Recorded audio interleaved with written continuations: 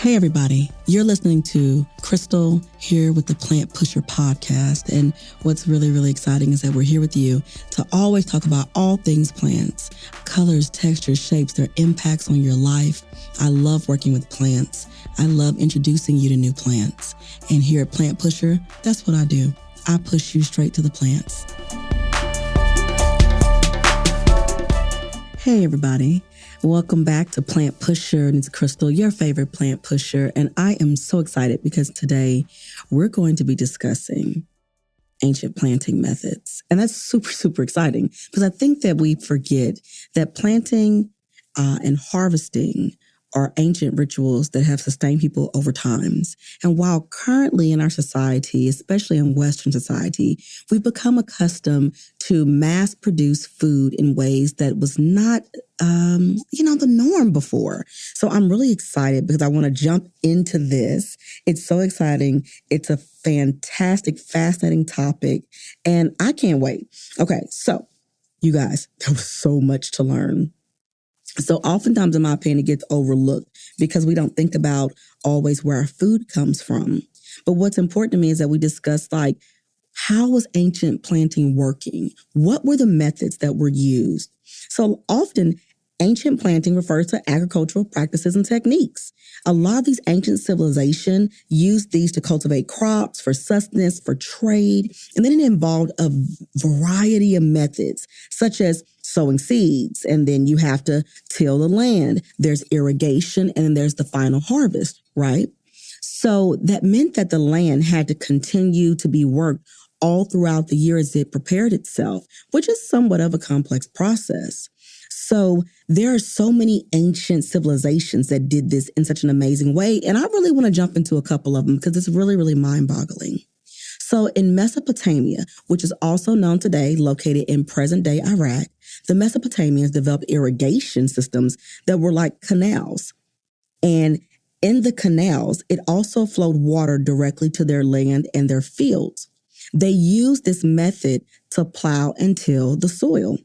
So if you think about it, allowing the water to flow in a particular direction that would benefit the people led to their current growing areas and farmland to receive the water that it needed.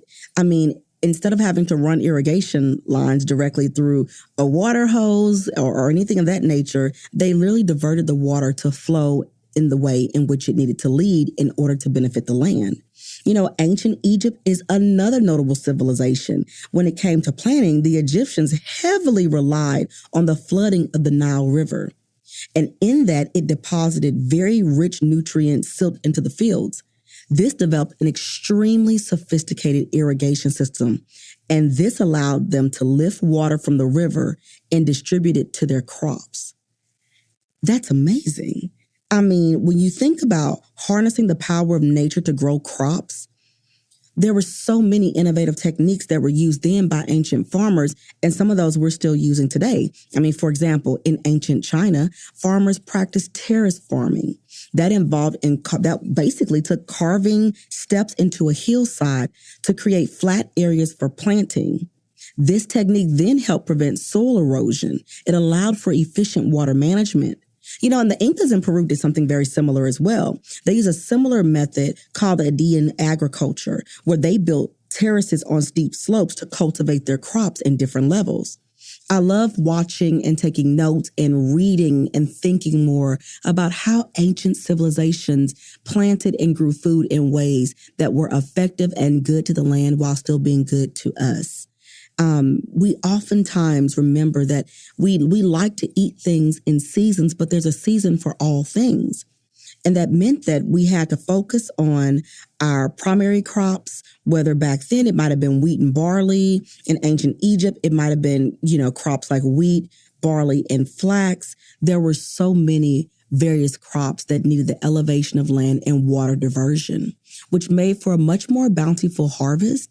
And that meant that trade was that much more accessible and abundant for all those who were benefiting from the land. And so we know that one thing we want to get back to is giving to the land, taking care of the land. But those before us have done a lot of the hard work. So as we think about ways that we're eating and taking in and using the land for the benefits of our well-being, it's not new. So whether you are using a beautiful clay pot in the ground filled with water to water your plants, whether you're using drip irrigation from your favorite water bottle that you've also placed in your garden bed or your land, and it slowly distributes the fluid into the ground for your crops, there's so much you can do when planting. And to be truthful, ancient civilization has already shown us how to do this. So we must continue to research and respect those who came before us because they've taken a lot of the hard work out of guessing, and planting is gorgeous. So the next time you are taking a picture or you're looking online and you see beautiful rice paddies or you see beautiful ponds, you see cows grazing in a farm and you see the beautiful rivers leading to it, just know that so many civilizations before us have used these methods to their benefit to grow food. And they didn't always have extreme amounts of water coming from a garden hose or industrial farming equipment because those things were not quite invented yet. But they still sustained life. They still lived off the land abundantly. There were no pesticides that could be harmful to the being. And so that is what made it so beautiful. So, I'm your plant pusher. I'm always excited for you to do something beautiful and new with plants.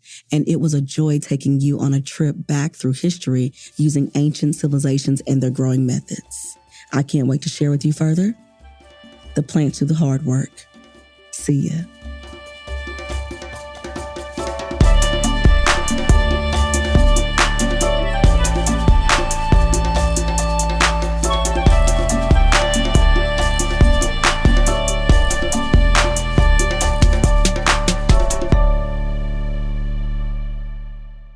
This show, Plant Pusher Podcast, is brought to you by Possibilities Podcast Platform.